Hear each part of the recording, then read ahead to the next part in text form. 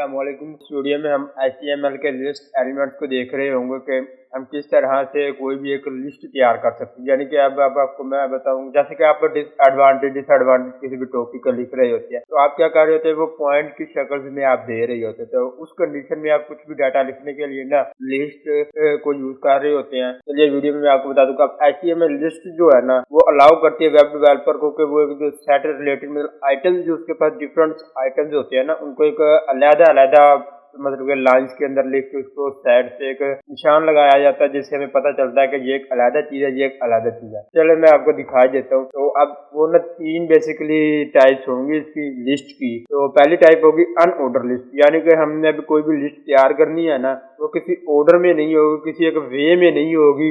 वो जिस तरह मर्जी आप कुछ मतलब के आइटम्स ऊपर लिख लें, कुछ आइटम्स आप नीचे लिख लें, इससे कोई फर्क नहीं पड़ता। तो इसलिए हम अनऑर्डर लिस्ट को यूज कर रहे होंगे। हमारे पास ऑर्डर लिस्ट ये होगी कि अब आपने स्पेसिफाई कर दिया कि पहले हमने ये वाली चीज परचेज करनी है तो पहले नंबर पे ये लिखो, दूसरी हमने ये वाली चीज परचेज करनी है दूसरे नंबर पे ये लिख दो, तीसरी हमने ये करनी है तीसरे नंबर पे ये लिख दो, और तीसरा हमारे पास जो टाइप आ जाती है वो डिस्क्रिप्शन लिस्ट आ जाती है। ठीक है, तो ये डिस्क्रिप्शन लिस्ट बेसिकली ऐसी होती है कि अब आपने कोई सब्जेक्ट, आपने किताबें तो पढ़ी होंगी, यकीनन किताबें नहीं बड़ी, न्यूज़पेपर देखे होंगे। किताबों में जैसा कि होता है कि आपके पास एक पैराग्राफ दिया गया है ना, उस पैराग्राफ के ऊपर उसकी हेडिंग दी गई होगी। हेडिंग जो होगी ना हमें दी गई होगी, हेडिंग के नीचे पैराग्राफ शुरू होगा, वो हेडिंग से थोड़ा सा हट के शुरू हो रहा होगा, यानी कि उस पैराग्राफ की थोड़ी सी बैक साइड पे स्पेस होगी, जबकि हेडिंग की स्पेस नहीं होगी। आप ये कंसिडर कर सकते हैं।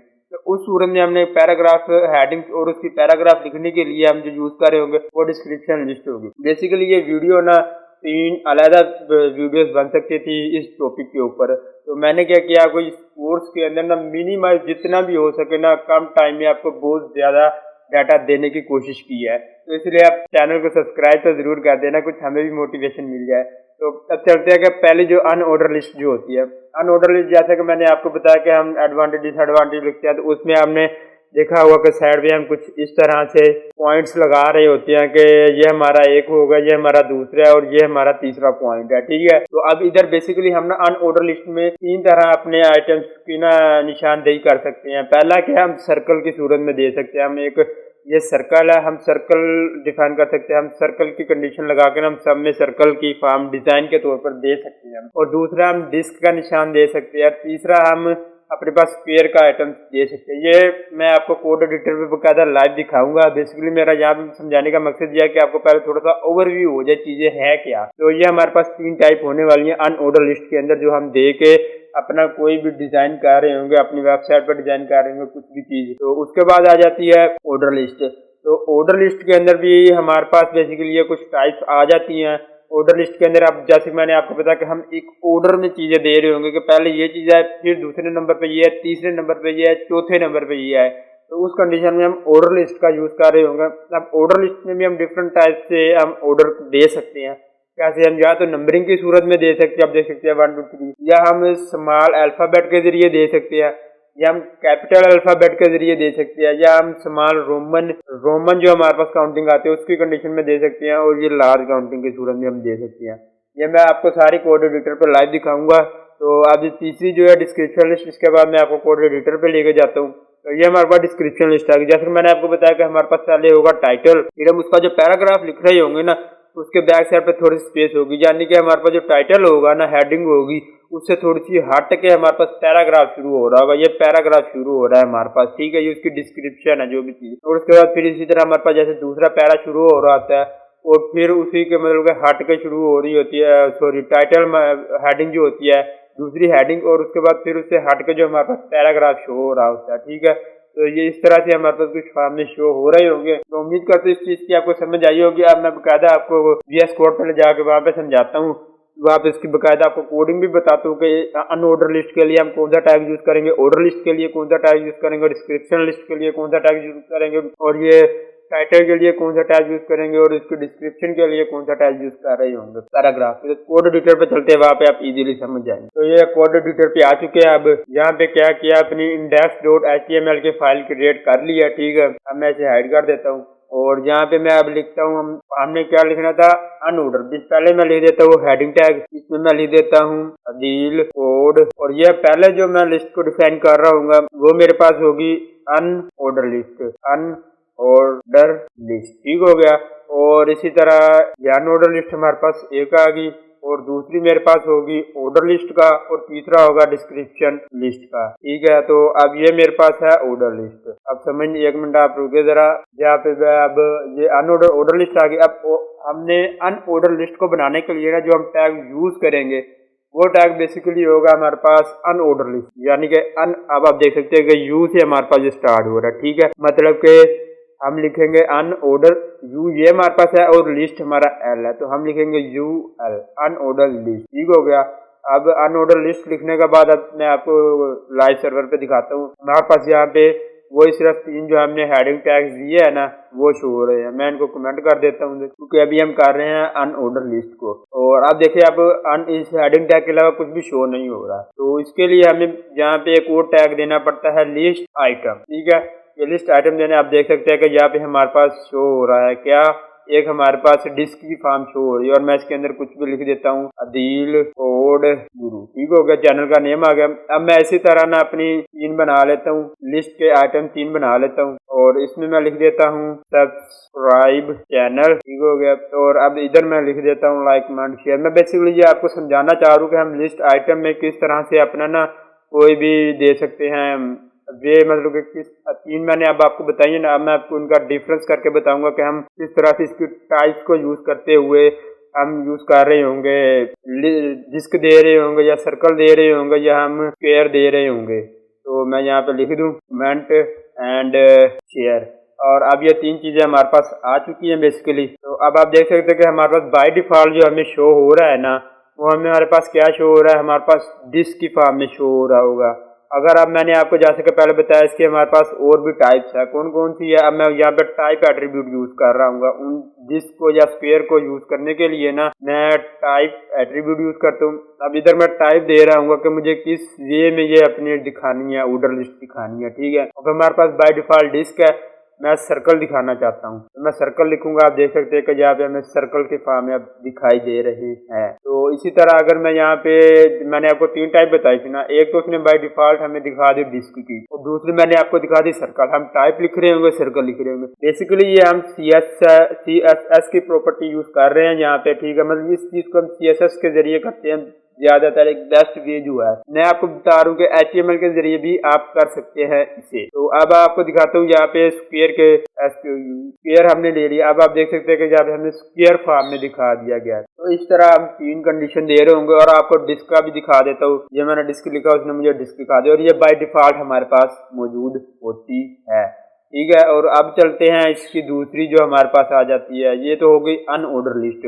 अब आ जाती है हमारे पास ऑर्डर लिस्ट। ठीक है, ऑर्डर लिस्ट के लिए अब जैसे कि आप देखेंगे पहले ओ आ रहा है और लिस्ट के लिए एल आ रहा है, या फिर हम यहाँ पे यही लिखेंगे ओ एल, ऑर्डर लिस्ट हमारे पास बन गई। अब इसी चीज को हम यहाँ पे लिस्ट आइटम को देंगे। ठीक है, एज इट इज यही लिस्ट आइटम मैं यहाँ से कॉपी कर लेता हूँ और यहाँ पे ला के पेस्ट कर देता हूँ। अब जब देख रहे होंगे कि हमें यहाँ पे इसने क्या 1 2 3 की फॉर्म में दिखा दिया। क्यों? क्योंकि मैंने यहाँ पे ऑर्डर लिस्ट को यूज किया है, तो इसलिए हमें एक ऑर्डर की फॉर्म में उसने दिखाया कि भाई पहले ये चीज आएगी, दूसरी ये चीज आएगी, तीसरी ये चीज आएगी। ठीक है, यानी कि शॉर्ट लिस्ट, जिस तरह आप कह सकते हैं कि शॉर्ट लिस्ट आप करते हैं, तो ये वो कंडीशन आ गई। अब इसके लिए भी हम बेसिकली यहाँ पे टाइप यूज कर रहे होंगे, टाइप एट्रीब्यूट।